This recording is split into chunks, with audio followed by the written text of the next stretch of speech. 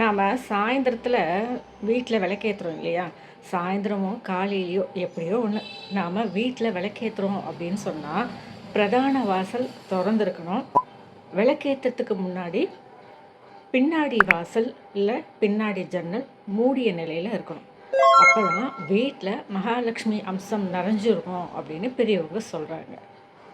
இது சாயந்தரத்துலேயும் சரி காலையிலையும் சரி இந்த விளக்கேற்றுறோம் அப்படின்னு சொன்னால் முதல்ல வாசலில் இருக்கக்கூடிய குபேர விளக்கு இல்லை அகல் விளக்கு இதை ஏற்றிட்டு அதற்கு பிறகு வீட்டுக்குள்ளே இருக்கக்கூடிய விளக்குகள் ஏற்றணும் அப்படின்றது ஒரு ஐதீகம்.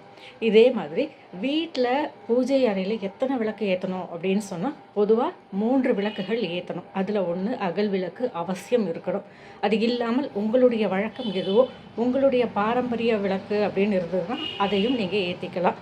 உங்களுடைய கணக்கு என்னவோ 5 விளக்கு 7 விளக்கு இப்படி இருக்கும் இல்லையா, அதையும் நீங்கள் மெயின்டைன் பண்ணிக்கலாம். ஆக வீட்டில் விளக்கேற்றதுலையும் எவ்வளோ விஷயங்கள் இருக்குது பாருங்களேன்.